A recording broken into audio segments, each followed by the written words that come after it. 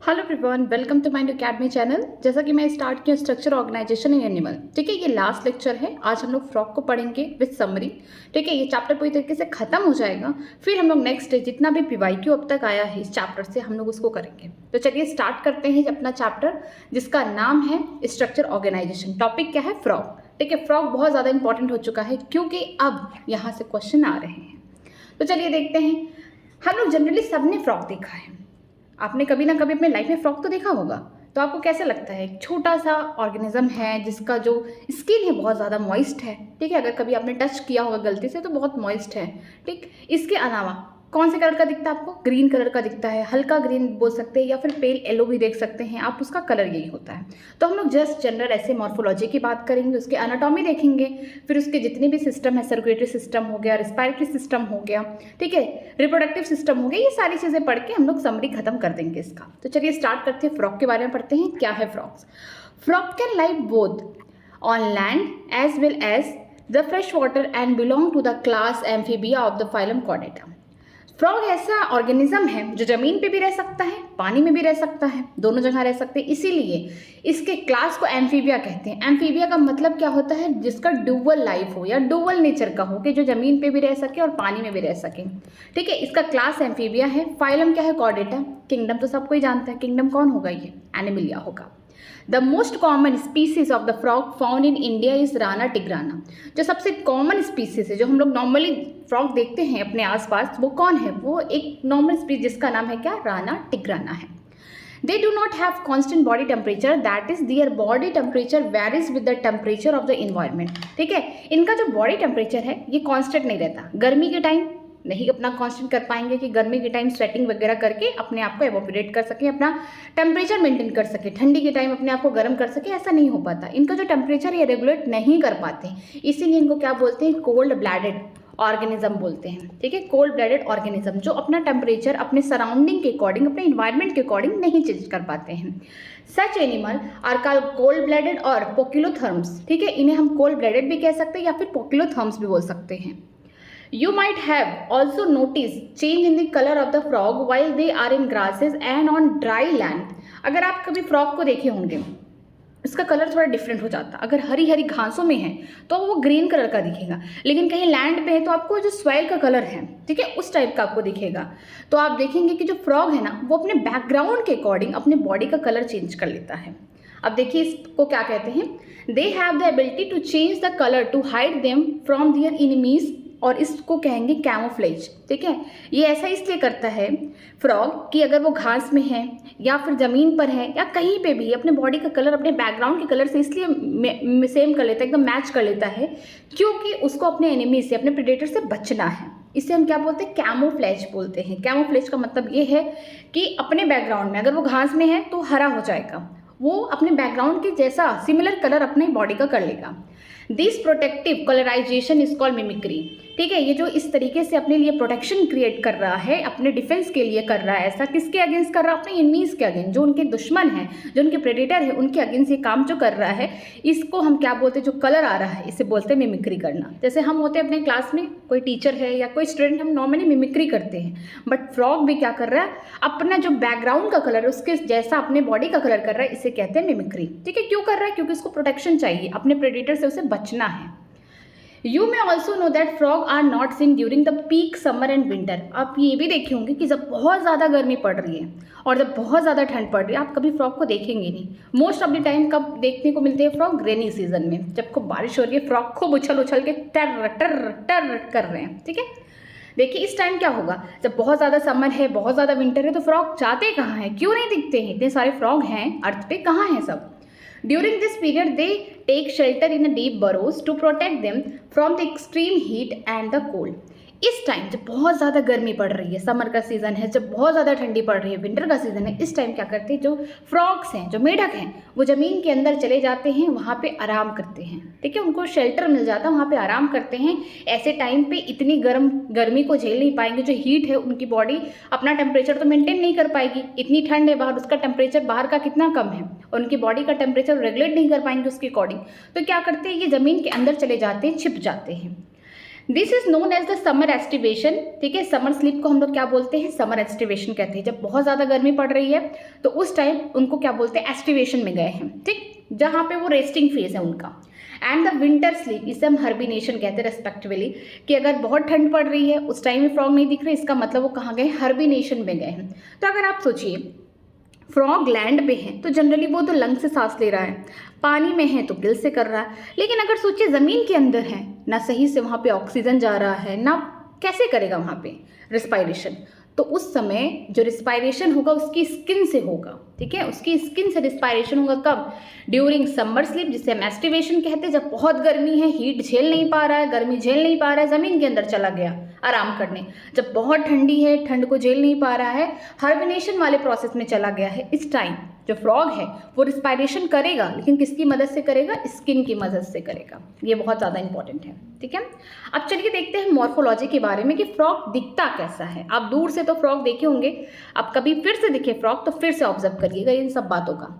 Have you ever touch the skin of the frog, क्या कभी आपने गलती से भी स्किन टच किया है? अगर टच किया होगा तो आपको बड़ा सॉफ्ट, बहुत मॉइस्ट उसका स्किन दिखा होगा। ठीक है, the skin is smooth and slippery due to the presence of mucus. अगर आपने कभी फ्रॉग का स्किन बाहर से टच किया होगा गलती से, ठीक है, ये जो स्किन अगर आप इसको टच करेंगे तो बहुत ज़्यादा मॉइस्ट होगा, नमीदार होगा। ठीक है, और बहुत ज़्यादा हम बोल सकते हैं स्लिपरी होगा। टच करने में क्या होगा, आपका हाथ फिसलन होगा, वो आपका हाथ स्लिप कर जाएगा। क्यों?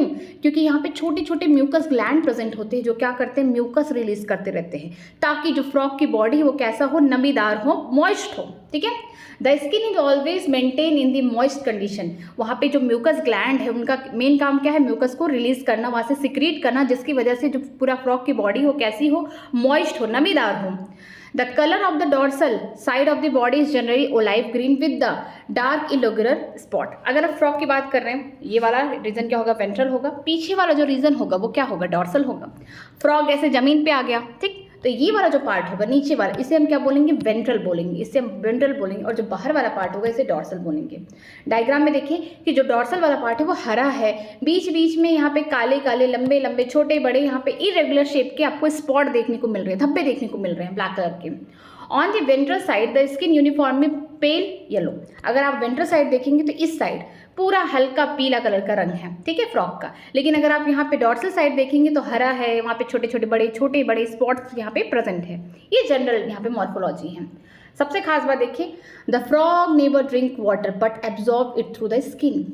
फ्रॉग कभी लाइफ में पानी पीता ही नहीं है। सब लोग कहते हैं बारिश हो रही है, इसका मतलब फ्रॉग जो है प्यासा हुआ है, उसको मतलब प्यास लगी है, उसे पानी चाहिए, इसलिए वो चाहता है बारिश हो। जब बारिश का सीजन होता है टर टर चिल्लाता है, बहुत ज़्यादा गर्मी होती है, फ्रॉग खूब चिल्लाते हैं। क्यों? क्योंकि उनको वाटर की ज़रूरत है। उनकी स्किन यहाँ पे ड्राई हो रही है, उन्हें क्या करना है, उन्हें पानी पीना नहीं है, उन्हें अपनी बॉडी के थ्रू यहाँ पे जो छोटे छोटे पोर्स होंगे उसके थ्रू क्या करना है, एब्जॉर्व करना वाटर। तो फ्रॉग कभी भी लाइफ में पानी नहीं पीते, बल्कि अपने स्किन से क्या करते हैं, पानी को एब्जॉर्व करते हैं, ताकि उनकी स्किन कैसी हो, मॉइस्ट हो। ठीक, body of frog is divisible into the head and trunk. दो ही पार्ट है बॉडी में इनका, एक हेड हो गया, यहाँ पे ट्रंक हो गया। ना ही इनके पास कोई नेक प्रेजेंट है, यहाँ पे कोई नेक प्रेजेंट नहीं है। इसके अलावा कोई टेल नहीं प्रेजेंट है, टेल भी क्या होंगे, एब्सेंट होंगे। लेकिन क्लास एम्फीबिया में कुछ ऐसे भी मेंबर है जिनके पास टेल है बट इनके पास नहीं है। ओके, नेक तो बिल्कुल ही नहीं प्रेजेंट है। आगे देखते हैं, आगे दिया गया है in neck and tail is absent. यहाँ पे देखिए नेक और टेल प्रेजेंट नहीं है फ्रॉग के अंदर। Above the mouth a pair of nostril is present. Mouth के ऊपर यहाँ पे छोटे छोटे दो आपको नॉस्ट्रिल देखने को मिलेंगे। जैसे हमारा नॉस्ट्रिल ये क्या है, नाक के जो छेद है क्या है, नॉस्ट्रिल है। इनके पास भी नॉस्ट्रिल है, क्योंकि ये वर्टिब्रेट है तो इनका कुछ सिमिलरिटीज हमारे जैसे होगा ज़रूर, कुछ ये डिसिमिलर भी है और बहुत सारी चीज़ें हमसे मिलेंगी। वर्टिब्रेट्स के मेंबर हैं ये। ओके, आगे देखते हैं। Eyes are bulged and cover by nictitating membrane that protect them while in water. आपने कभी फ्रॉग को देखा होगा तो उसकी आंखें जो हैं बड़ी बड़ी हैं, ऐसा लगता है कि उसकी बॉडी से बाहर है, आंखें थोड़ी सी उभरी उभरी होंगी। उनके पास क्या होता है, निक्टेटिंग मेम्ब्रेन होगा, पतली सी झिल्ली होगी। जब वो पानी में रहते हैं ताकि उनकी आंखें भीग ना पाएँ, ठीक है, खराब ना हो पाए, पानी अंदर ना जाए आइस के थ्रू, तो क्या करते हैं ऊपर से निक्टेटिंग मेम्ब्रेन जो है ये प्रोटेक्शन प्रोवाइड करते हैं। जब ये पानी के अंदर रहते हैं उस टाइम, लैंड पे नहीं, वाटर में एक्टिव रहेगा ये काम। On the either side of the eyes, a membranous septum ear receive a sound signal। ठीक है, इनके पास दोनों साइड, इधर भी और उधर भी छोटा सा छेद है, पोर है, जिसे हम टैप्टम कहते हैं, जो ईयर की तरह काम कर रहा है, इंटरनल ईयर की तरह काम कर रहा है, जिससे क्या करते हैं, ये साउंड वगैरह जो भी सिग्नल है सराउंडिंग में उससे सुनते हैं। इनके पास हम बोल सकते हैं वेल डेवलप्ड ईयर नहीं है। The fore limb and the hind limb help in swimming, walking, leaping and burrowing. जो इनका फोर लिम्ब हो गया, हाथ हो गया, हाइंड लिम्ब हो गया जो पैर हो गया जनरली, ये क्या हेल्प करेंगे स्विमिंग करने में, चलने में, ठीक है, खोदने में, जमीन को बहुत सारे काम में हेल्प करेंगे। The hind limb end in the 5 digit and they have larger and muscular than the four limb that end in 4 digit। ठीक है, जब ये हाइंड लिम्ब की बात करेंगे ना, कभी फ्रॉग को ध्यान से देखिएगा, यहाँ पे इनके पास जो है इस तरीके से देखने को मिलेगा। कितने डिजिट देखने को मिलेंगे यहाँ पे देखने को मिलेंगे 5 डिजिट। मतलब इनके जो डिजिट का मतलब क्या है, जैसे हमारी फिंगर्स हैं, ये क्या है, डिजिट्स हैं, तो इनके जो 5 यहाँ पे देखने को मिलेंगे क्या, मस्कुलर, और वो वेब लाइक। वेब लाइक इसलिए है कि इनका जो ये बोल सकते हैं वेल डेवलप तो है नहीं, ये फ्रॉग है, तो ये थोड़ा सा इस तरीके से निकले हुए उभरे होंगे, ऐसे 5 डिजिट होंगे, 5 बोल सकते हैं फिंगर जैसा ही स्ट्रक्चर यहाँ पे देखने को मिलेगा। और ये थोड़े चौड़े होंगे, ब्रॉडर होंगे as compare to fore limb. Fore limb में डिजिट कितने होंगे, 4 होंगे, और हाइंड लिम्ब में कितने होंगे, 5 होंगे। और ये वाले कैसे होंगे, ब्रॉडर होंगे, चौड़े होंगे। ठीक है, आगे देखते हैं। Fit have webbed digit that helping swimming. जो फिट है, इनका पैर है, यहाँ पे क्या है, वेब्ड लाइक का डिजिट है ताकि स्विमिंग करने में हेल्प करे। ठीक है, इनके पास जो डिजिट है, पानी में जब रहते हैं तो ये क्या करते हैं, स्विम करते हैं। जमीन पे है तो चलने में हेल्प करेगा, खोदने में हेल्प करेगा जमीन को। Frog exhibit the sexual dimorphism. ये बहुत इंपॉर्टेंट है कि फ्रॉग्स को देखकर आप बता सकते हैं कि मेल कौन है, फीमेल कौन है। मतलब कि यहाँ पे आप सेक्सुअल डायमॉर्फिज्म बता सकते हैं, इनका बिना सेक्स ऑर्गन देखे आप दूर से बता सकते हैं कि ये फीमेल फ्रॉग है और ये मेल फ्रॉग है। देखिए, male frogs can be distinguished by the presence of sound producing vocal cords and also a copulatory pad on the first digit of the fore limb which are absent in the female frog. देखिए, male frog है, उसके पास क्या होगा, टर टर की जो आवाज़ निकलती है वो कौन करते हैं, मेल फ्रॉग करते हैं, क्योंकि उनके पास क्या है, वोकल कार्ड है, जिसकी वजह से वो साउंड प्रोड्यूस करते हैं। आप इससे देख के बता सकते हैं कि अगर कोई मेढक है, अगर आपके आसपास खूब आवाज़ कर रहा है तो इसका मतलब वो मेल फ्रॉग है।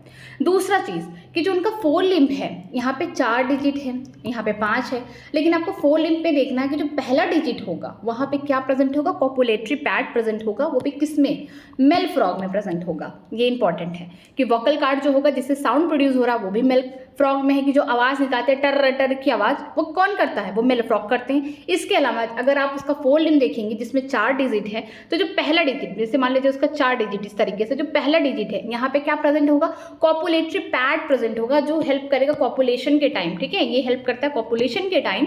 और कहाँ प्रेजेंट है, ये मेल के पास, फीमेल के पास नहीं प्रेजेंट है। यहाँ पे डायग्राम देखते हैं फ्रॉग का। देखिए, बॉडी में 2 ही पार्ट है, यहाँ पे हेड हो गया, ट्रंक हो गया, इनमें नेक नहीं प्रेजेंट है और यहाँ पे टेल नहीं प्रेजेंट है, ये दोनों ही क्या है, एब्सेंट है। लेकिन क्लास, यहाँ पे जो क्लास एम्फीबिया है, यहाँ पे हम बोल सकते हैं कि कुछ मेंबर ऐसे भी हैं जिनके पास क्या है, नेक प्रेजेंट है, नेक उनमें प्रेजेंट है, बट फ्रॉग में नहीं है। ठीक है, ये हेड हो गया, हेड के पास क्या है, बड़ी सी आँखें हैं जो निकली हुई हैं, इनके पास निकटेटिंग मेम्ब्रेन होता है, पानी में प्रोटेक्शन प्रोवाइड करता है। इसके अलावा यहाँ पे छोटे छोटे छेद होते हैं जिसको हम टैप्टम बोलते हैं, जो कान की तरह हेल्प करता है कि जो भी सिग्नल्स आते हैं, साउंड वगैरह, उसको ये सुन सकते हैं। ठीक है, अगर हम बात करते हैं इनकी फोर लिम्ब की और हाइंड लिम्ब की, जो फोर लिम्ब है यहाँ पे 4 डिजिट है, हाइंड लिम्ब की बात करते हैं तो 5 डिजिट है। ठीक है, जो हाइंड लिम्ब होंगे वहाँ पे जो डिजिट होंगे वेब लाइक होंगे और ये थोड़े ब्रॉडर होंगे as compare to fore limb. अगर हम बात करते हैं इनके कलर का, तो इनका अगर हम बात करेंगे वेंट्रल साइड एकदम पूरा यूनिफॉर्मली क्या होंगे, पेल येलो कलर होंगे यूनिफॉर्मली। लेकिन अगर हम बात करते हैं डॉर्सल साइड, तो ये ग्रीन कलर के होंगे और बीच बीच में इरेगुलर, छोटा बड़ा या छोटा एकदम कैसा भी यहाँ पे क्या देखने को मिलेगा, डार्क कलर के स्पॉट्स देखने को मिलेंगे। इसके अलावा अगर हम बात करते हैं मेल और फीमेल में, तो जो मेल फ्रॉग होते हैं उनके पास क्या होगा, वोकल कार्ड होगा जिससे आवाज़ निकालेंगे। फिर दूसरी चीज़ क्या होगी कि जो उनका फोर लिम्ब होगा वहाँ पे 4 डिजिट है, जो पहला डिजिट होगा उनके पास क्या होगा, कॉपुलेटरी पैड प्रेजेंट होगा जो हेल्प करता है कॉपुलेशन में। ये दोनों बातें सिर्फ किसके लिए एप्लीकेबल है, मेल फ्रॉग के लिए एप्लीकेबल है। ओके, अब देखते हैं हम लोग एनाटॉमी के बारे में देखते हैं, इनके इंटरनल स्ट्रक्चर के बारे में देखते हैं। The body cavity of frog accumulate different organ systems such as digestive, circulatory, respiratory, nervous, excretory and reproductive system with well developed structure and function। ठीक है, जो बॉडी कैविटी है फ्रॉग की, वहाँ पे आपको डिफरेंट टाइप के ऑर्गन्स देखने को मिलेंगे, डिफरेंट टाइप के ऑर्गन सिस्टम देखने को मिलेंगे, जैसे कि डाइजेस्टिव हो गया, circulatory, respiratory, nervous system, excretory हो गया, रिप्रोडक्टिव, यहाँ पे वो भी पूरी तरीके से वेल डेवलप्ड स्ट्रक्चर है। ओके, पहला हम लोग पढ़ने जा रहे हैं डाइजेस्टिव सिस्टम के बारे में। यहाँ पे the digestive system consist of alimentary canal and digestive gland. जो डाइजेस्टिव सिस्टम होगा वहाँ पे क्या होगा, एलिमेंट्री कैनाल होगा। इसके अलावा वहाँ पे ढेर सारे डाइजेस्टिव ग्लैंड प्रेजेंट होंगे जो क्या करेंगे, सिक्रीशन कराएंगे डाइजेस्टिव जूसेस का।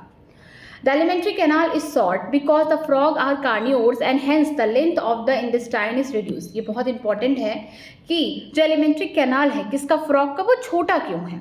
बोल सकते हैं डाइजेस्टिव सिस्टम उसका छोटा क्यों, एलिमेंट्री कैनाल छोटा क्यों है, इसलिए क्योंकि फ्रॉग कैसे, कार्निवोरस है। इसी वजह से जो इनके इंटेस्टाइन की जो लाइनिंग है, या बोल सकते हैं इंटेस्टाइन का जो लेंथ है वो छोटा है। क्या होता है हर्बीवोर्स में कि उनका जो बोल सकते हैं हर्बीवोर्स में जो इंटेस्टाइन है उसका लेंथ ज़्यादा होगा, इसलिए ज़्यादा होगा क्योंकि उनको सेलुलोज का डाइजेशन करना होता है। उनका बोल सकते हैं एलिमेंट्री कैनाल क्या होता है, लॉन्ग होता है एज कम्पेयर टू कार्निवोर्स से। ठीक है, the mouth open into the buccal cavity that leads to the oesophagus to the pharynx. हमारे जैसा ही है, हम लोग मुंह खुला, बकल कैविटी है हमारा बड़ा सा, पीछे क्या होगा, यहाँ पे फेरिंग्स होगा जो बोल सकते हैं फूड और विंड के लिए दोनों के लिए कॉमन चैम्बर है। इसके बाद ईसोफेगस आएगा, ईसोफेगस के बाद अब स्टोमच की तरफ जाएंगे, वैसे इनके में भी है। देखिए यहाँ पे कि जो माउथ है ओपन होगा बकल कैविटी में, बड़ा सा बकल कैविटी हो गया। फिर कहाँ जाएगा, ये जाएगा फेरिंग्स के पास, फिर जाएगा यहाँ पे फेरिंग्स के बाद फिर जाएगा ईसोफेगस, इसे हम क्या बोलते हैं, फूड पाइप बोलते हैं। ये फूड पाइप के पास जाएगा। अब देखिए ईसोफेगस इज शॉर्ट ट्यूब, ये छोटा सा ट्यूब है क्योंकि इनका एलिमेंट्री कैनाल ही छोटा है। ये कैसे हैं, कार्निवोर्स हैं। ठीक है, oesophagus is short tube that open into the stomach which in turn continue as the intestine, rectum and finally open outside the cloaca. ठीक है, यहाँ पे क्या होगा, जो ईसोफेगस है, फूड पाइप है, वो बहुत छोटे हैं। कहाँ खुलेगा, ओपन होगा स्टोमच में, स्टोमच के बाद फिर ये कंटिन्यू करेगा स्मॉल इंटेस्टाइन से, जैसे कि इंटेस्टाइन यहाँ पे लिख दिया गया है, स्मॉल इंटेस्टाइन लिखना चाहिए था। फिर लार्ज इंटेस्टाइन होगा, यहाँ पे रेक्टम हो गया, और फिर ओपन होगा जो बाहर, इनमें एनस एब्सेंट होता है, याद रखिए एनस एब्सेंट है, उसकी जगह एक ही इनके पास ओपनिंग चैम्बर है जो बाहर की तरफ खुलता है, उसको बोलते हैं कोल्का। ठीक है, इसी से बहुत सारे काम इनके होते हैं, अभी हम लोग आगे पढ़ेंगे। पहला तो हो गया क्या, एक्सक्रीशन में हेल्प करेंगे, जो भी फीकल मैटर है वो क्या हो जाएगा, बाहर निकल जाएगा। Liver secrete bile that is store in the gall bladder. जैसे हमारे बॉडी में लीवर क्या करता है, सिक्रीट करता है बाइल, जो उसको कहाँ स्टोर करता है, ये इस तरीके से लीवर बना हुआ है, सपोज करिए तो यहीं पे बाइल, यहाँ पे बाइल का सिक्रीशन करके यहाँ पे स्टोर करते हैं, ये मान लीजिए गाल ब्लैडर है, तो ऐसे इनमें भी होता है। अब आगे देखते हैं pancreas, A digestive gland produce pancreatic juice containing the digestive enzyme. जो पैनक्रियाज है ये क्या है, क्या करते हैं, ये डाइजेस्टिव ग्लैंड है जो क्या करेंगे, प्रोड्यूस करेंगे पैनक्रियाटिक जूस, जिसका मेन काम क्या है, उसमें एंजाइम्स होंगे, जो भी उन्होंने फूड पार्टिकल खाए उनको तोड़ना है। ठीक है, उसको छोटे छोटे पार्टिकल में तोड़ना है। अब आगे देखते हैं, food is capture by the bilobed tongue. इनका जो टंग होगा, हमारा कैसा यूनिलोब्ड है, देखिए ऐसा टंग है हमारा, तो इस तरीके से यूनिट, इनके में क्या होगा, बाइलोब्ड होगा, लाइक दिस, इसे कहते हैं बाइलोब, मतलब बीच में क्या होगा, फरो होगा, कटा पिटा होगा। हमारा तो यूनिलोब्ड है, इनमें देखिए इस तरीके से बाइलोब टंग होगा। क्यों होगा, क्योंकि इंसेक्ट वगैरह खाते हैं, तो अगर कुछ उनको पकड़ना होगा तो उनका जो बाइलोब टंग है ईजिली क्या करेगा, उसको कैप्चर कर देगा, रेस्पिंग ऑर्गन इनके लिए हो जाएगा ये। नेक्स्ट देखते हैं, digestion of food take place by the action of the HCl and the gastric juices secreted from the wall of the stomach. जो डाइजेशन हो रहा खाने का, खाना आया मुंह में, बकल कैविटी में चबाया, जो भी है निकला, सीधे कहाँ गया, ईसोफेगस के थ्रू स्टोमच के पास चला गया। वहाँ पे पेट के अंदर, स्टोमच है मान लीजिए, ये पेट के अंदर यहाँ पे ढेर सारे एससीएल वगैरह निकलेंगे, यहाँ पे गैस्ट्रिक जूसेस सिक्रेशन होंगी, कहाँ से होंगी, स्टोमच के वॉल से होंगी, जो फूड पार्टिकल को तोड़ने में हेल्प करेंगे। Partially digested food called chyme is passed from the stomach to first part of small intestine that is duodenum। जैसे हम लोग पढ़ते थे अपने लिए डाइजेशन वाला चैप्टर, अब तो नहीं है, वैसे सेम इनमें भी देखिए यहाँ पे आधा पूरी तरीके से ब्रेक डाउन नहीं हुआ, पूरी तरीके से डाइजेस्टिव फूड नहीं हुआ, खाना मुंह में आया, कुछ वहाँ डाइजेशन हुआ, कुछ पेट में डाइजेशन होगा यहाँ पे। इसके बाद उस खाने को हम लोग क्या बोलेंगे, काइम बोलेंगे। जब पेट से खाना कहाँ जा रहा है, स्मॉल इंटेस्टाइन की तरफ जा रहा है, उस खाने को, फूड पार्टिकल को हम लोग काइम बोले, क्योंकि पार्शली डाइजेस्टिव है, आधा डाइजेस्टिव है, थोड़ा डाइजेस्टिव हुआ है। अब ये जो काइम है ये कहाँ जाएगा, स्टोमच के बाद स्मॉल इंटेस्टाइन में जाएगा, जो उसका पहला पार्ट है, कौन है, डुओडेनम में जाएगा। The duodenum receive the bile from the gallbladder and pancreatic juice from the pancreas through a common bile duct। एकदम सेम जैसे हमारा डाइजेस्टिव सिस्टम है, सेम ऐसे हैं कि देखिए जो ड्यूडेनम है उसको बाइल चाहिए, बाइल कहाँ स्टोर है, सिक्रीशन किया लीवर ने, स्टोर कहाँ करके रखा, गाल ब्लैडर में।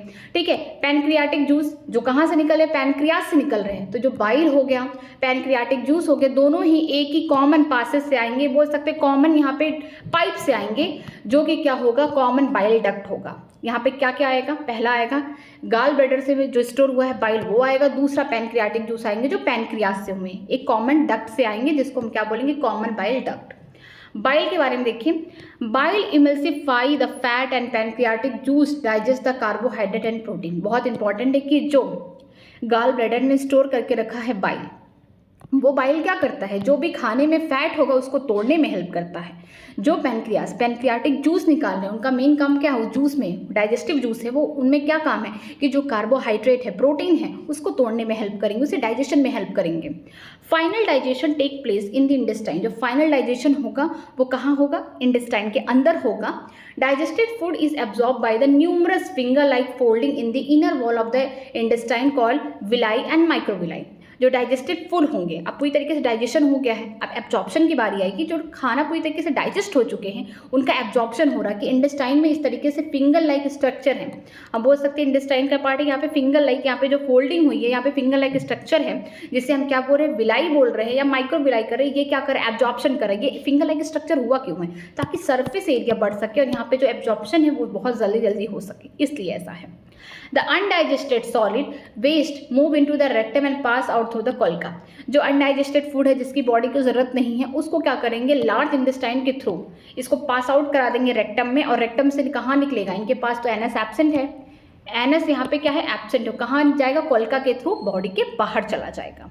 तो इतना क्या हो गया, इनका डाइजेस्टिव सिस्टम पूरा खत्म। यहाँ पे स्ट्रक्चर में देखिए, स्ट्रक्चर मान लीजिए यहाँ पे इनका कहीं माउथ रहा होगा, माउथ के बाद यहाँ पे क्या होगा, बकल कैविटी होगी बड़ी सी, ठीक है। बकल कैविटी के बाद क्या होगा, फेरिंग्स होगा, ठीक, यहाँ पे फेरिंग्स है। इसके बाद ईसोफेगस है, ईसोफेगस से खाना आया, इस तरीके से आया, स्टोमच में आया, जहाँ पे एचसीएल वगैरह निकल रहे, गैस्ट्रिक जूस निकल रहे हैं, यहाँ पे पार्शली खाना डाइजेस्ट होगा, उससे हम क्या बोलेंगे, काइम। अब काइम कहाँ जाएगा, पहले पार्ट ऑफ स्मॉल इंटेस्टाइन में। देखिए यहाँ स्मॉल इंटेस्टाइन के पास गया, लेकिन स्मॉल इंटेस्टाइन में ड्यूडेनम के पास जाएगा तो उसको बाइल की जरूरत होगी। ये देखिए लीवर है, लीवर ने क्या किया है, ढेर सारा बाइल सिक्रेट किया और उसको स्टोर कहाँ किया, गाल ब्लैडर में स्टोर किया है, ठीक है। यहाँ से गाल ब्लैडर से बाइल जाएगा और फिर हम बोल सकते हैं जो पैनक्रियाज होंगी उनसे पैनक्रियाटिक जूस इधर से निकलते हुए सेम कॉमन, इनके पास क्या होगा, सेम कॉमन डक्ट होगा, जिसे हम बोलेंगे कॉमन बाइल डक्ट। फिर कहाँ जाएगा, ड्यूडेनम के साइड आएगा, जहाँ पे खाने का पूरी तरीके से डाइजेशन होगा।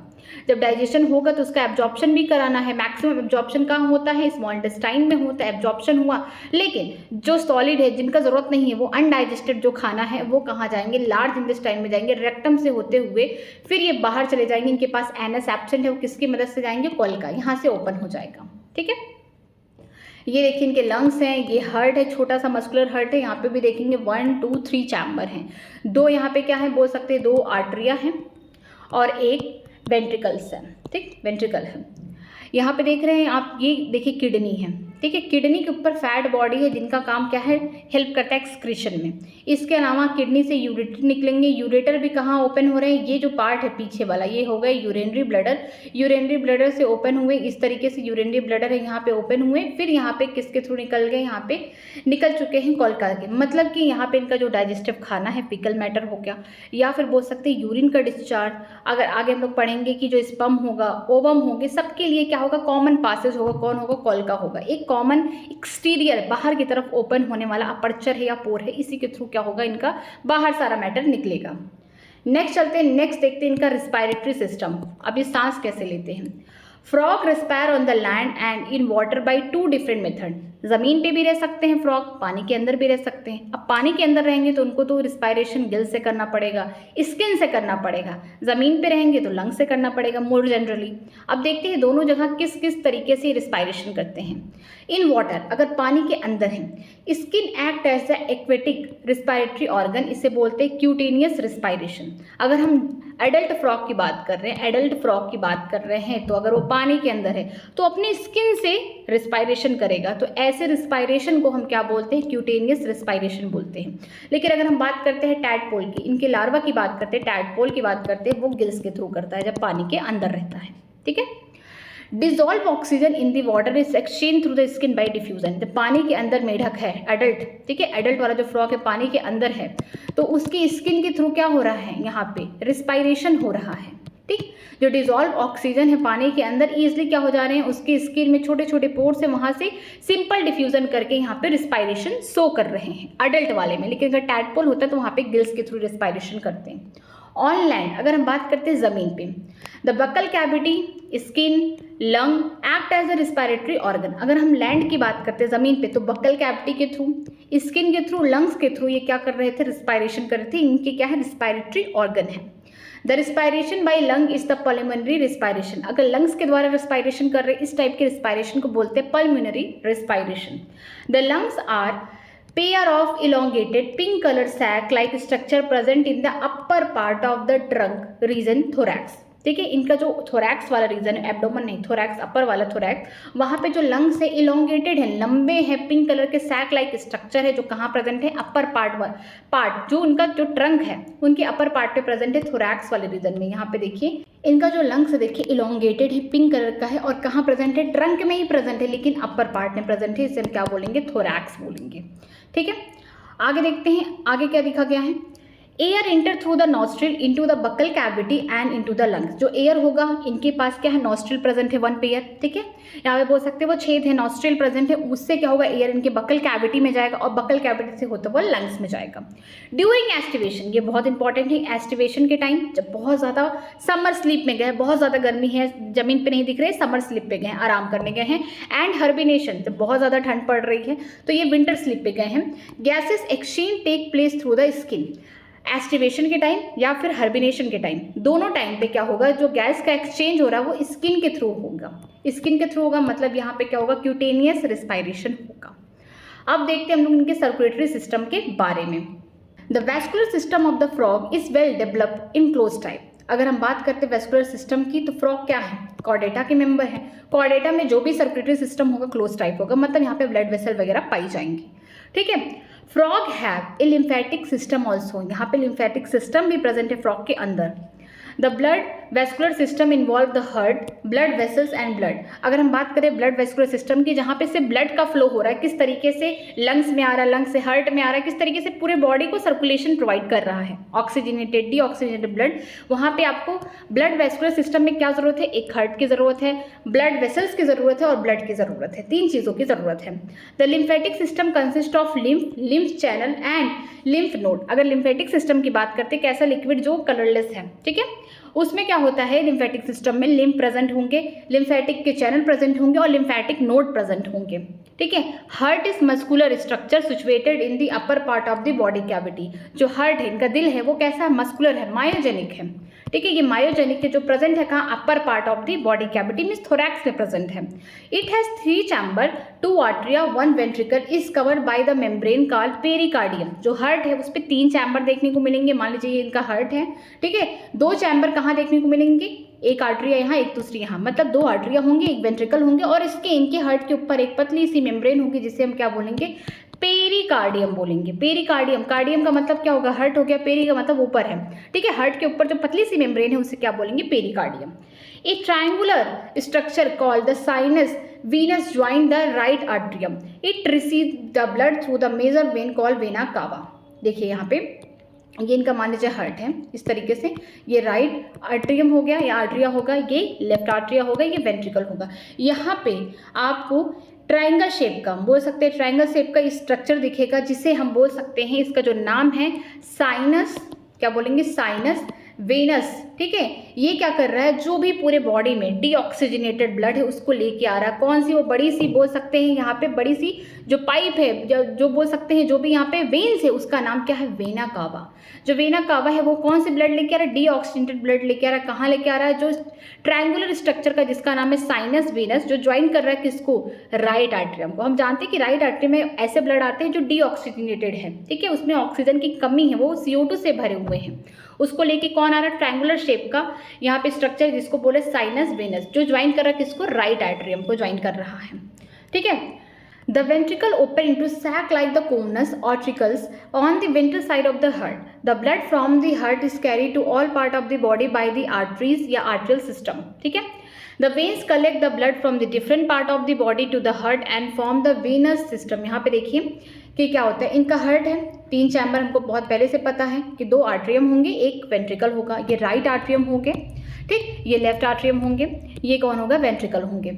अब बॉडी में यहाँ पे ट्रायंगुलर कर का स्ट्रक्चर इनसे जुड़ा हुआ, किससे, राइट आर्ट्रियम से। बॉडी में ढेर सारे मेजर वेन है, जैसे कि बोल सकते हैं वेना कावा की बात करते हैं, वो डीऑक्सीजनेटेड ब्लड लेके कहाँ दे रहा है, यहाँ पे जो स्ट्रक्चर है साइनस वेनस इससे दे रहा है, और ये किसको जोड़ रहा है, राइट आर्ट्रियम में। यहाँ पे कौन ब्लड आ रहे हैं, डीऑक्सीजनेटेड ब्लड आ रहे हैं, ठीक है। इस तरीके से आएगा वेंट्रिकल में और फिर कहाँ जाएगा, लंग्स के पास, ठीक। लेकिन आप यहाँ पे देखेंगे राइट आर्ट्रियम का काम खत्म हो गया। अब देखते हैं लेफ्ट आर्ट्रियम का काम। लेफ्ट आर्ट्रियम में ऑक्सीजनेटेड ब्लड यहाँ पे लंग्स के थ्रू आएंगे, फिर वेंट्रिकल में जाएंगे, और वेंट्रिकल के पास कौन से साइड, वेंट्रल साइड। वेंट्रिकल के पास अगर बात करते हैं, वेंट्रल साइड एक सैक लाइक स्ट्रक्चर होगा जो कोन की तरह होगा, हम बोल सकते हैं, ठीक है। कोन की टाइप उसे बोलते हैं कोनस आर्टिकुलस। वेंट्रल साइड हर्ट में प्रेजेंट है, जिसमें ब्लड क्या होता है कि पूरे बॉडी में यहाँ पे जो भी ऑक्सीजनेटेड ब्लड है, पहली बात तो मिक्स हो जाएगा, यहाँ पे जो भी ब्लड होंगे पूरी तरीके से। अब ये कहाँ जाएंगे, अब इनके पास क्या होगा, आर्टरी सिस्टम होगा, आर्ट्रियल सिस्टम होगा, जिससे आर्टरी के थ्रू पूरे जितने भी टिश्यू हैं, जितने भी ऑर्गन हैं, उनके पास क्या होगा, ऑक्सीजनेटेड ब्लड सप्लाई हो जाएगा।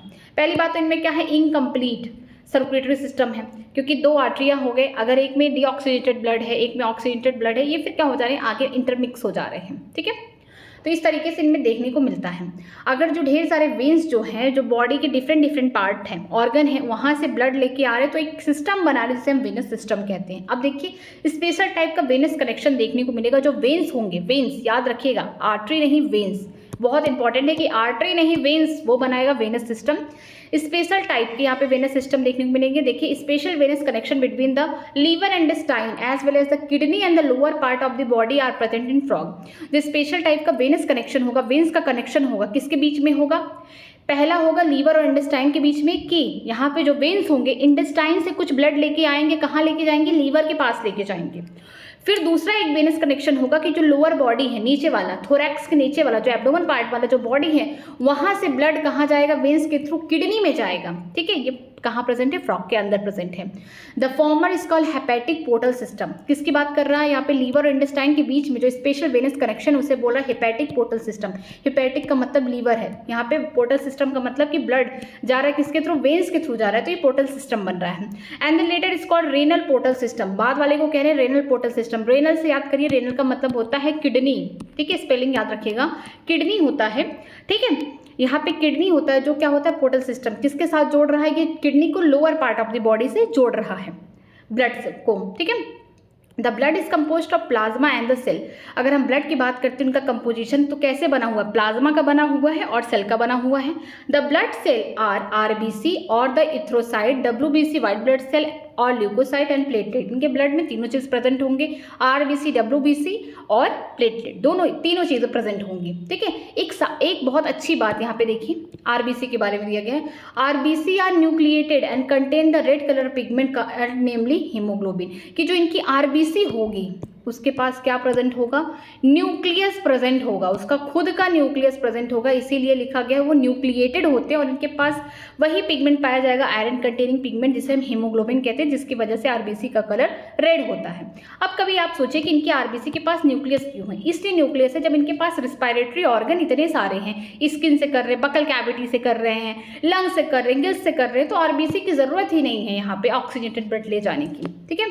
तो इसी वजह से इनके देखिए आरबीसी कैसे हैं, न्यूक्लिएटेड हैं, जिनके पास रेड कलर का जो पिगमेंट है उसे हम क्या बोलते हैं, हीमोग्लोबिन कहते हैं। The lymph is different from the blood. अब देखिए लिम्फ और ब्लड में डिफरेंस, कि लिम्फ किस तरीके से ब्लड से अलग है। ये किसके बारे में दी जा रही है, ये सारी कहानी ये लिम्फ के बारे में बताई जा रही है। It lack few protein and RBC, ठीक है। जो लिम्फ होगा उनके पास कुछ प्रोटीन नहीं प्रेजेंट होंगे और आरबीसी तो बिल्कुल ही नहीं प्रेजेंट होगा। अगर आरबीसी प्रेजेंट होगा तो लिम्फ का भी कलर कैसा हो जाएगा, रेड हो जाएगा। लेकिन लिम्फ को आप वाइट बोल सकते हैं जनरली, या फिर कलरलेस बोल सकते हैं।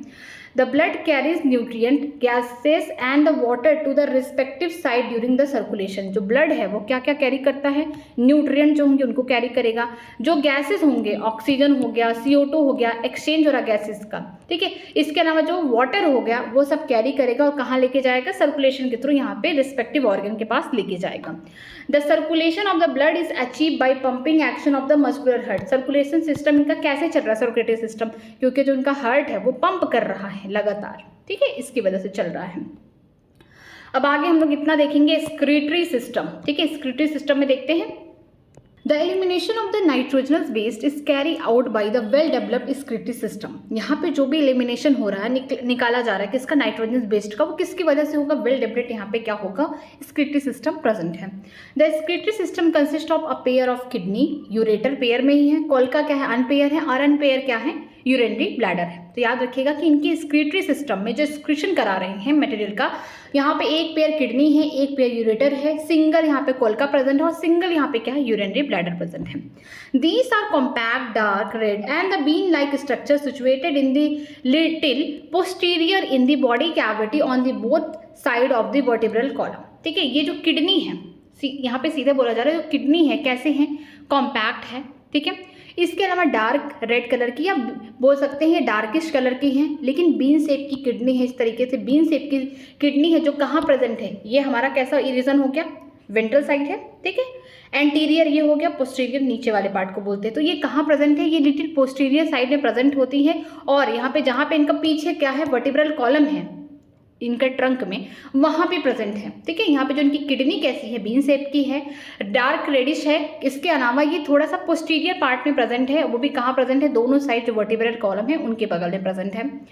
Each kidney is composed of several structural and function unit called the uriniferous tubule और द नेफ्रॉन। हर किडनी ढेर सारे सेवरल स्ट्रक्चर से भी फंक्शन है कि ढेर सारे छोटे छोटे स्ट्रक्चर जो हैं किडनी बना रहे हैं, और फंक्शनल यूनिट भी कौन है, नेफ्रॉन है, जिसे हम दूसरा नाम बोल सकते हैं यूनिफेरस ट्यूब्यूल बोल सकते हैं। ये स्ट्रक्चरल और फंक्शनल दोनों यूनिट है किसकी, किडनी की, याद रखिएगा।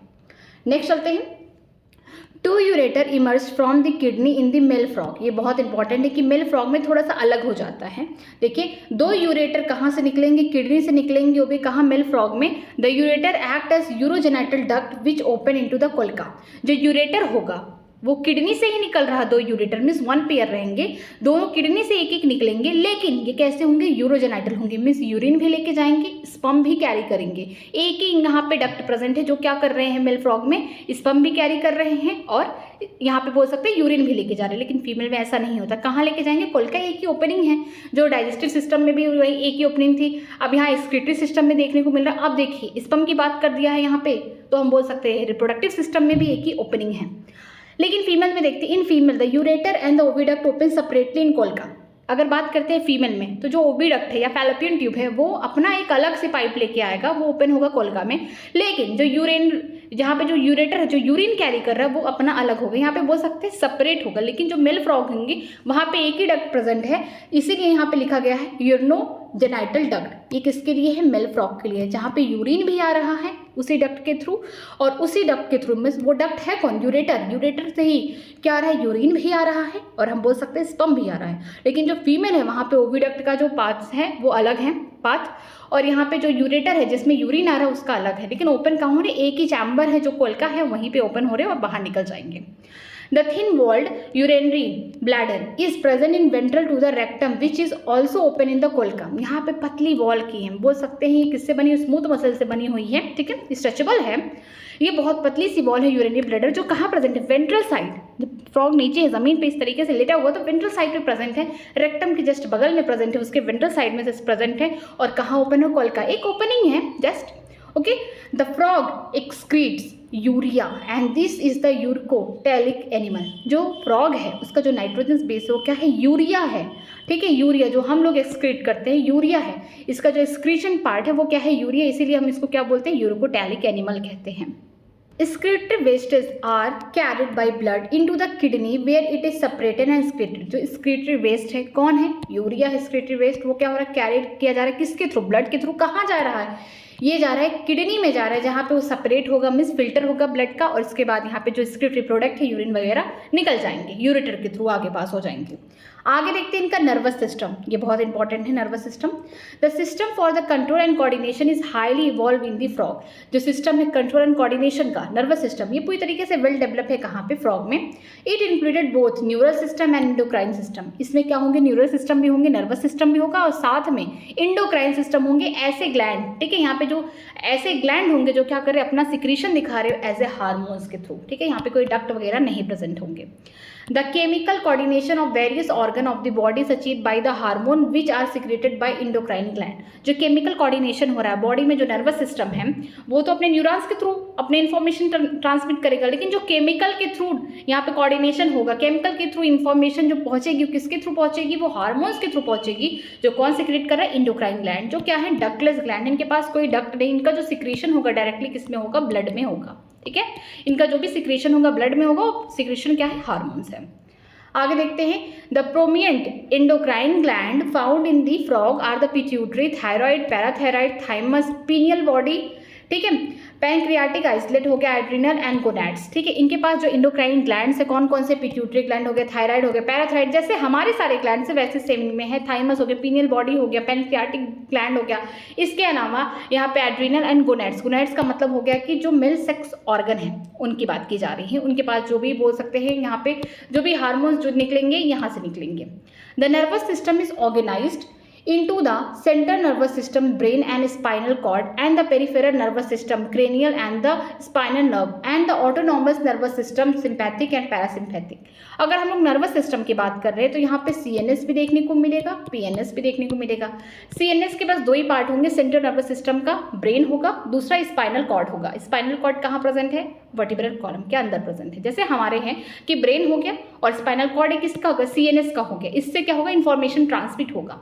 लेकिन PNS की बात करेंगे, जो पेरिफेरल नर्वस सिस्टम है उसमें कौन आएगा, क्रेनियल आएगा, यहाँ पे स्पाइनल नर्व्स आएंगे, ये सारी चीज़ें आएंगी। अगर हम लोग बात करते हैं ऑटोनॉमस नर्वस सिस्टम, सिंपैथिक हो गया, parasympathetic.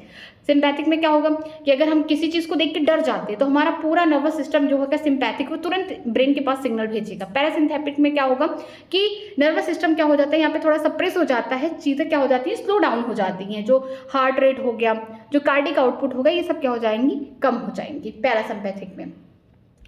There are 10 pair of the cranial nerve arising from the brain। ये बहुत इंपॉर्टेंट है, इनके पास 10 पेयर क्या निकले होते हैं, 10 पेयर यहाँ पे cranial nerve निकले होते हैं। कहाँ से, ब्रेन से निकले होते हैं। Brain is enclose in the bony structure called the brain box, इसे क्रेनियम। जो ब्रेन है उसके ऊपर, इनका मान लीजिए ब्रेन है, इनके ऊपर ही क्या होगा, उसका कवर होगा, उसका कवच होगा, जिसको हम क्या बोलेंगे, ब्रेन बॉक्स बोलेंगे, जिससे हम बोलते हैं क्या, बोनी स्ट्रक्चर है, क्रेनियम बोलते हैं। The brain is divided into 3 parts, जैसे फोर ब्रेन हो गया, मिड ब्रेन हो गया, हाइंड ब्रेन। हमारे जैसे फोर ब्रेन हो गया, मिड ब्रेन हो गया और हाइंड ब्रेन पीछे एकदम। Forebrain includes the olfactory lobes, paired cerebral hemisphere and unpaired dicephalon। जो forebrain होगा उनमें क्या क्या प्रेजेंट होंगे, olfactory lobes का मतलब होगा जो स्मेल वगैरह करेंगे, उसके जो सेंस ऑर्गन कहाँ प्रेजेंट है, forebrain में प्रेजेंट है। इसके अलावा एक पेयर cerebral hemisphere प्रेजेंट होगा, forebrain का पार्ट है, और एक सिंगल, unpaired का मतलब है कि सिंगल क्या होगा, dicephalon प्रेजेंट होगा।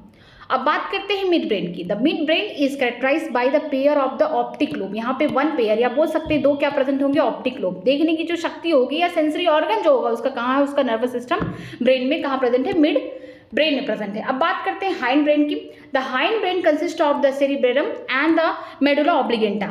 हमारे जैसे बस यहाँ पे पॉन्स नहीं प्रेजेंट है कि जो यहाँ पे हाइंड ब्रेन होंगे वहाँ पे सेरिब्रम प्रेजेंट होंगे, जो मेजर पार्ट होगा ब्रेन का। इसके अलावा मेडुला ऑब्लिगेंटा प्रेजेंट होंगे।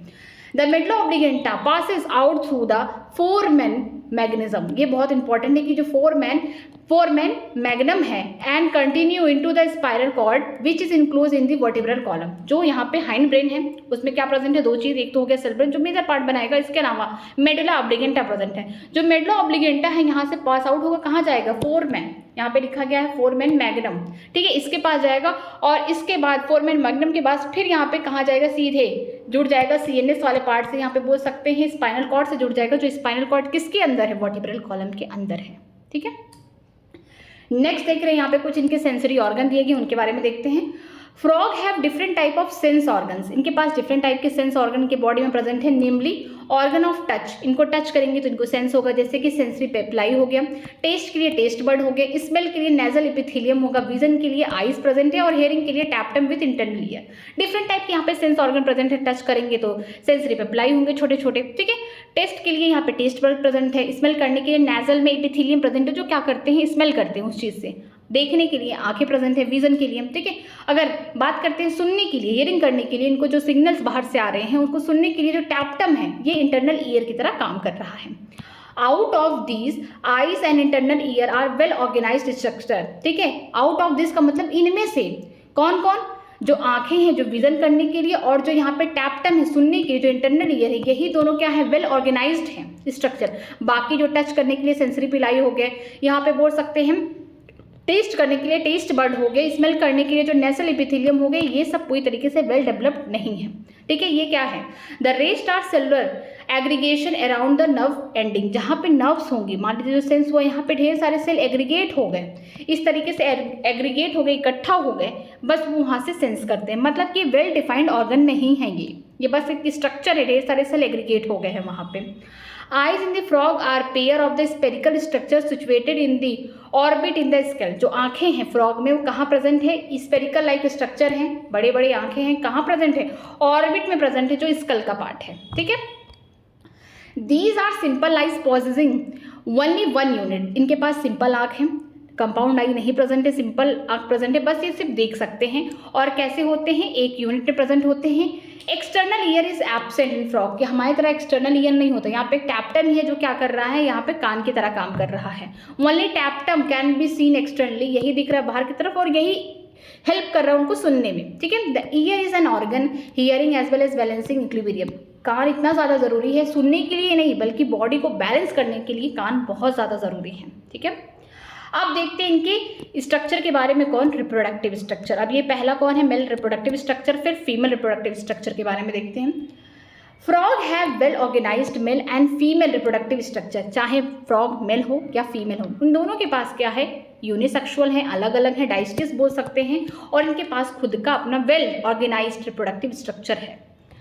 मेल रिप्रोडक्टिव ऑर्गन की बात करते हैं। Male reproductive organ consist of pair of the yellowish white testis, इनका जो टेस्टिस है वो कैसा, ओवल शेप का है, येलो कलर का है। देखिए कितना प्यारा लिखा गया है, येलोइश मीन्स येलो कलर का दिख रहा है, ओवाइट का मतलब ओवल शेप का, यहाँ पे एक पेयर टेस्टिस है, मतलब दो टेस्टिस प्रेजेंट है।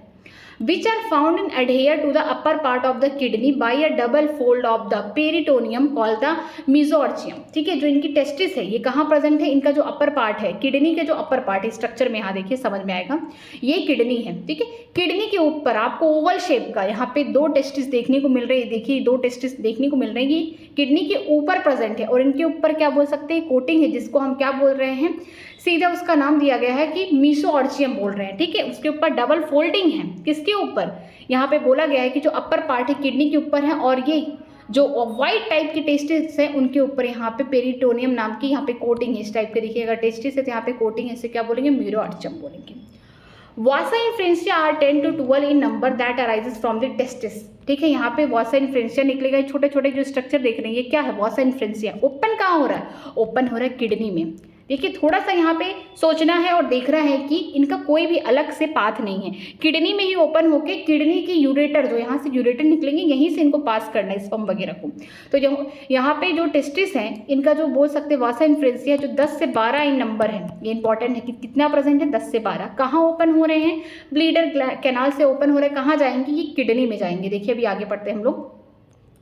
दे enter the kidney on their side and open into the Bidder canal. ठीक है, ये कहाँ ओपन हो रहे हैं, किडनी में ओपन हो रहे हैं दोनों साइड, और कहाँ जाएंगे, ब्लीडर कैनाल में जाएंगे। Finally it communicate with the urogenital duct and come out of the kidney and open into cloaca. ठीक है, ये फाइनली कम्युनिकेट कर दिए कि मतलब जो भी स्पर्म वगैरह बना टेस्टिस में, ठीक है, वासा इन्फ्रेंसिया के थ्रू कहाँ ओपन हो रहे हैं, ये जाएंगे ब्लीडर कैनाल में जा रहे हैं, यहाँ पे किडनी के अंदर। अब यहाँ किडनी के अंदर यहाँ पे देखेंगे बाहर जो ओपनिंग है किडनी से वो कौन है, यूरेटर है। तो ये बात प्रूफ हो गई कि जो भी किडनी का काम है यहाँ पे क्या करना है, एक्सक्रीशन में हेल्प कराता है, मीन्स फिल्ट्रेशन ऑफ ब्लड। यहाँ पे यूरिन क्या निकालेगा, वेस्टेज निकालेगा। तो यूरिन का भी पासिस कहाँ से होगा, वो कहाँ से निकलेगा, यूरेटर से निकलेगा। अगर हम बात करें जो भी स्पर्म वगैरह बनना वो भी किससे निकल रहा है, वो भी निकल रहा है सेम एक ही पास से, एक ही डक्ट से निकल रहा है, वो कौन है, यूरेटर है। तो इसीलिए यहाँ पे लिखा है यूरोजेनाइटल डक्ट। यूरिन भी यहाँ से डिस्चार्ज हो रहा है, और जेनाइटल डक्ट का मतलब यहाँ से स्पर्म भी निकल रहा है, मेल का जो भी यहाँ पे सामान है यहीं से निकल रहा है। ठीक है, नेक्स्ट देखते हैं, the cloaca is the small. अब वो जो पोर है उसके बारे में बात किया जा रहा है। The cloaca is small medium chamber that is used to the passage of the faecal matter urine sperm to the exterior, बाहर की तरफ। जो कोलका, इतनी बार बात कर रहे हैं हम लोग एलिमेंट्री कैनाल में, देखिए कि सारा रेक्टम ओक्टम है, एनस नहीं प्रेजेंट है, वो सारा कोलका से निकल जाएगा। ठीक है, इनका फीकल मैटर भी निकल गया। अब हम बात कर रहे हैं मेल फ्रॉग में, इनके पास तो एक ही डक्ट है, यूरेटर, जहाँ से स्पर्म भी आ रहे हैं, यूरिन भी आ रहे हैं। कहाँ से निकल रहे हैं, वो भी कोलका से बाहर निकल रहे हैं। तो यहाँ पे फीकल मैटर एलिमेंट्री कैनाल का, वो भी किससे निकल रहा है, कोलका से निकल निकल रहा है बाहर की तरफ, यूरिन स्पर्म भी कहाँ निकल रहे हैं, बाहर की तरफ निकल रहे हैं। एक बार डायग्राम देखिए यहाँ पे, ये है किडनी, ठीक है। किडनी के ऊपर ये जो बड़े बड़े स्ट्रक्चर आपको देखने को मिले, फैट बॉडी, ये हेल्प करेंगे, बोल सकते हैं एक्सक्रीशन वगैरह में हेल्प करेंगे, ठीक है। यहाँ हम लोग को देखना है कि ये कौन है, बड़े बड़े लंबे लंबे और वाइट शेप के येलो कलर के, कौन ये प्रेजेंट, ये टेस्टिस प्रेजेंट है 1 पेयर, ठीक है, ठीक है। और यहाँ से वॉसा इन्फ्रेंशन निकला है, पतला पतला यहाँ पे स्ट्रक्चर निकला है, इसे हम बोलते हैं वॉसा इन्फ्रेंशन निकला है, जो 10 से 12 ही नंबर है।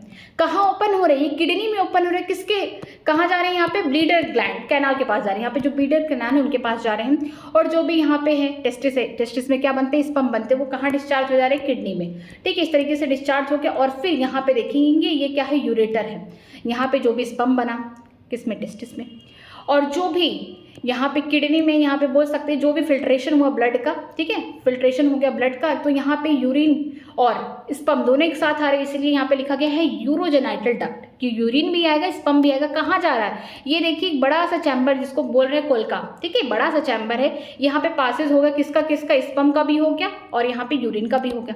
हमने पढ़ा भी डाइजेस्टिव सिस्टम, तो जो रेक्टम है यहाँ पे देखिए, ये वाला जो पार्ट है ये रेक्टम हो गया, ठीक है। जो रेक्टम है ये भी ओपन हो रहा है, कहाँ, एक ही चैम्बर में ओपन हो रहा है, सीधे कहाँ ओपन है, कोलका में ओपन हो रहा है। जो एक यहाँ पे छोटा सा पोर है, इसे कोलकर अपर्चर पोर है, इसी के थ्रू बाहर होगा, मतलब एक ही पोर है बाहर की तरफ खुल रहा है, जो क्या कर रहा है, डाइजेस्टिव सिस्टम को मेंटेन कर रहा है, फीकल मैटर निकल रहा है, जो रिप्रोडक्टिव सिस्टम को मेंटेन कर रहा है, यहाँ पे स्पर्म भी निकल रहा है, और जो बोल सकते हैं यहाँ पे जो एक्सक्रीटरी सिस्टम है, यूरिन है, उसको भी यहाँ से पास आउट कर रहा है।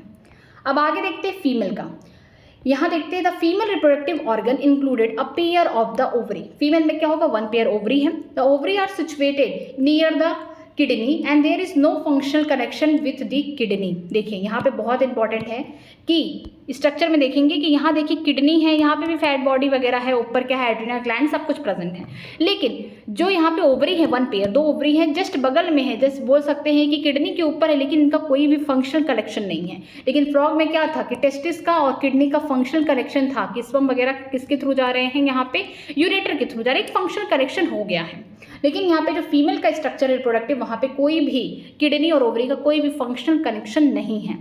A pair of oviduct arises from the ovary open into the cloaca separately. यहाँ पे एक पेयर क्या निकलेंगे, फैलोपियन ट्यूब या ओविडक्ट, कहाँ से निकल रहे हैं, ओवरी से निकल रहे हैं, और कहाँ जाएंगे, इनको कोलका में ओपन होना है सेपरेटली।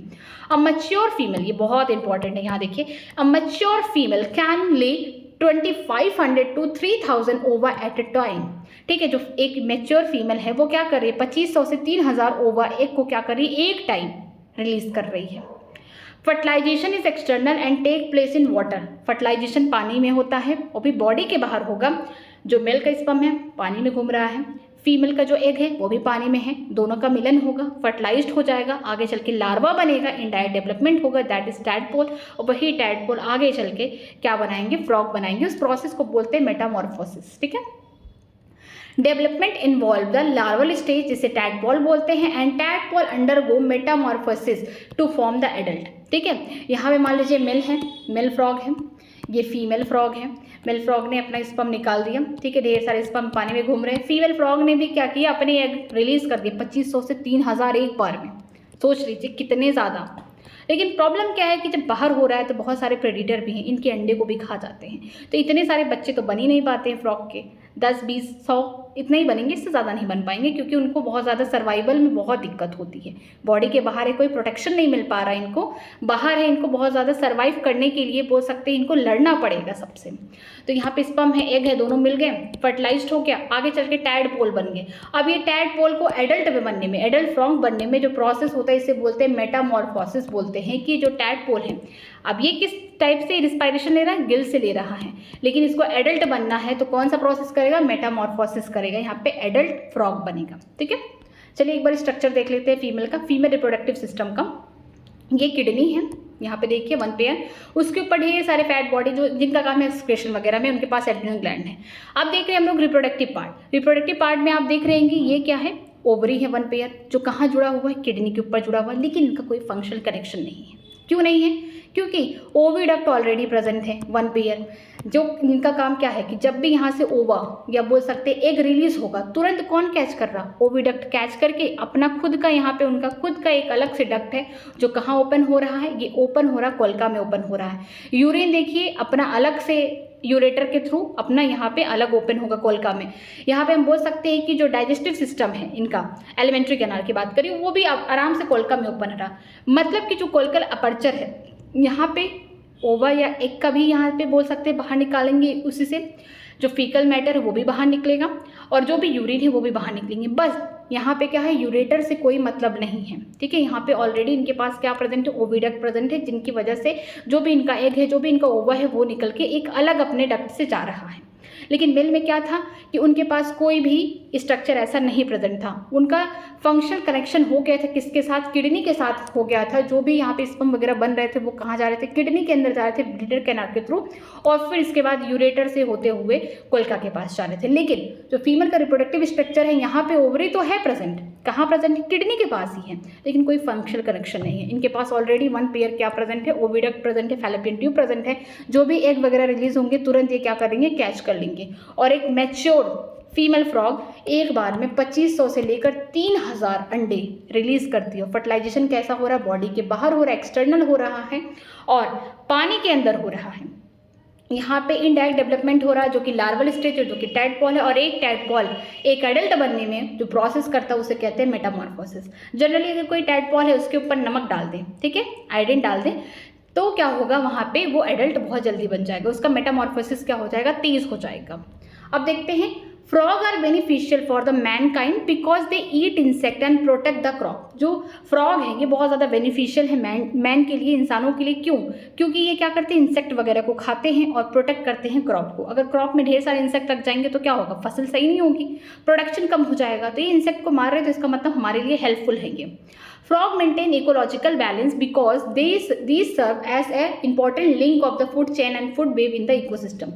Frog क्या कर रहे हैं, इकोलॉजिकल बैलेंस कर रहे हैं, ठीक है। ये क्या कर रहे हैं, एक लिंक प्रोवाइड कर रहे हैं फूड चेन का और फूड वेब का इकोसिस्टम में। इंसेक्ट खा रहे हैं, इन्हें कोई और खा रहा है, फूड चेन बन रहा है, फूड वेब बन रहा है, हम बोल सकते हैं।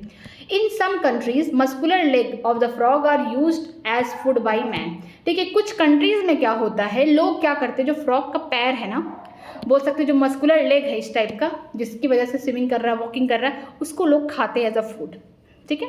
अब ये पूरा खत्म हो चुका है, चलिए एक बार समरी देख लेते हैं, ठीक है। ये रहा इतना समरी किसका, फ्रॉग का। द इंडियन, अब इंडियन की बात की गई, इंडियन फ्रॉग के बारे में बात की। द इंडियन बुल फ्रॉग जिसका नाम है राना टिग्राना, इस the common frog found in India. सबसे कॉमनली जो स्पीसीज है फ्रॉग की जिसका नाम है राना टिग्राना, यही पाया जाता है इंडिया में। Body is covered by skin, body के ऊपर स्किन है, ठीक है।